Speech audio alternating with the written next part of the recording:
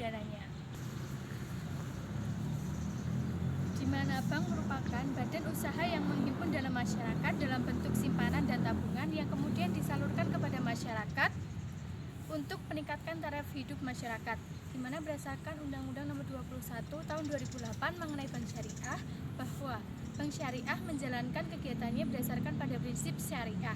Ada dua, yaitu Bank Umum Syariah dan Bank Pembiayaan Rakyat Syariah.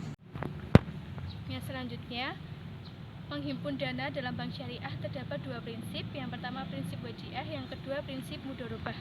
Yang pertama prinsip wadiah. Wadiah ini artinya adalah titipan, di mana nasabah menitipkan uangnya kepada bank dan bank bertanggung jawab atas titipannya tersebut.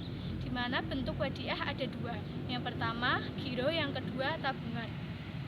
Prinsip yang kedua yaitu prinsip mudharabah, di mana mudharabah ini yaitu bagi hasil, di mana nasabah memberikan uang kepada bank, kemudian bank mengelola uang tersebut dengan nisbah yang telah disepakati pada awal pembukaan rekening, di mana ada tiga. Yang pertama giro, tabungan, dan deposito. Yang selanjutnya yaitu produk penghimpunan dana, yaitu ada yang namanya giro dan cek, di mana giro akan diberikan kepada bank, kemudian bank akan mengeluarkan cek yang akan diberikan kepada pihak penerima, di mana pada prinsip giro ini menggunakan prinsip wadiah ya domanah, di mana seperti pada prinsip kod, yaitu nasabah yang meminjamkan uang, kemudian bank yang dipinjami, sehingga bank bertanggung jawab atas barang yang dititipkan oleh si nasabah. Pada prinsip wadiah ini tidak ada kesepakatan imbalan, berbeda dengan yang kedua yaitu prinsip mudharabah. Prinsip mudharabah ini merupakan prinsip bagi hasil di antara nasabah dan pihak bank, di mana nasabah bertindak sebagai sobibul mal atau yang memberikan dana, sedangkan bank bertindak sebagai mudharib atau yang mengelola dana. Di mana mudharabah itu ada yang namanya mutlaqah dan muqayyadah, di mana di antara keduanya ini perbedaannya terdapat pada pemilik dana akan memberikan syarat terkait penghimpunan dana atau pengeluaran dana yang akan dikelola oleh bank.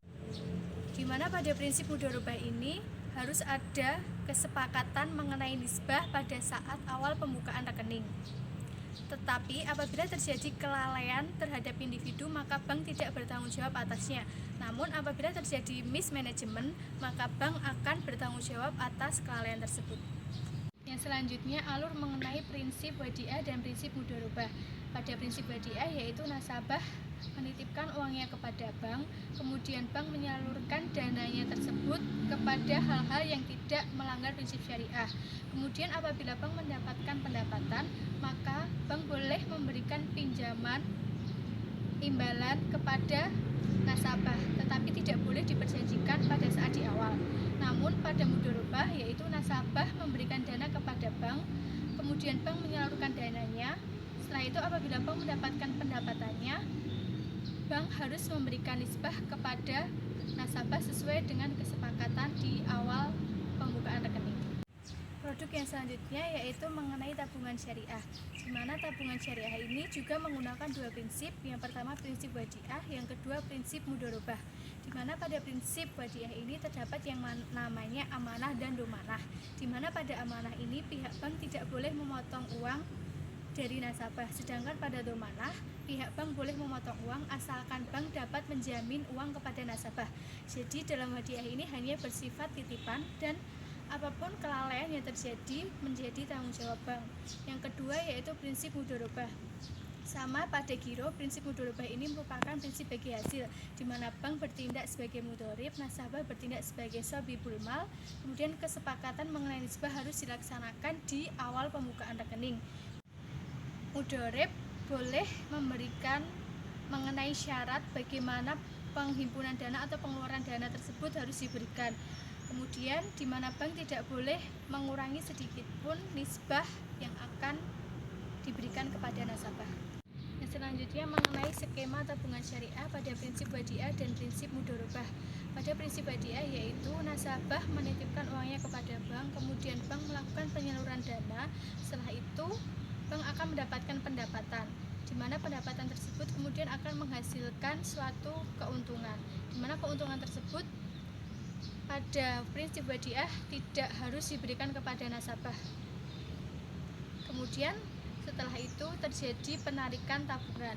Yang kedua yaitu prinsip mudharabah, di mana prinsip mudharabah ini nasabah menitipkan uangnya kepada bank, kemudian bank mengelola uangnya tersebut dengan usaha-usaha, kemudian bank akan mendapatkan pendapatan. Setelah itu, bank akan mendapatkan nisbah yang harus dibagi kepada nasabah, kemudian terjadi mutasi tabungan. Selanjutnya, yaitu mengenai deposito. Deposito merupakan simpanan yang hanya bisa diambil dalam jangka waktu tertentu saja, yaitu berdasarkan pada kesepakatan antara nasabah dan pihak bank, di mana deposito hanya menggunakan prinsip mudharabah. Selanjutnya, ketentuan mengenai deposito pada prinsip mudharabah, di mana bank bertindak sebagai mudharib, nasabah bertindak sebagai sahibul mal. Kemudian kesepakatan mengenai nisbah dilaksanakan di awal pada saat pembukaan rekening.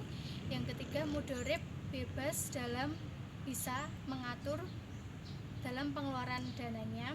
Yang ketiga, penarikan dana harus dilakukan sesuai dengan kesepakatan. Kemudian yang kelima, bank tidak boleh mengurangi nisbah yang akan diberikan.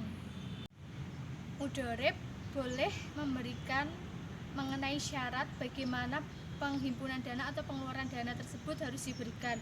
Yang selanjutnya yaitu skema mengenai prinsip mudharabah mutlaqah, yaitu di mana nasabah menitipkan uangnya kepada bank, kemudian bank akan mengelola dananya tersebut. Setelah itu bank akan mendapatkan pendapatan yang harus dibagikan dengan nasabah.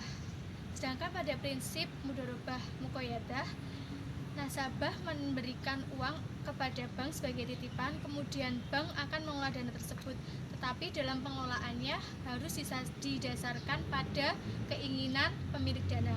Kemudian bank akan mendapatkan pendapatan.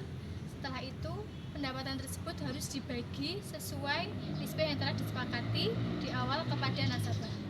Cukup sekian penjelasan dari saya. Apabila ada salah kata, saya mohon maaf. Wassalamualaikum warahmatullahi wabarakatuh.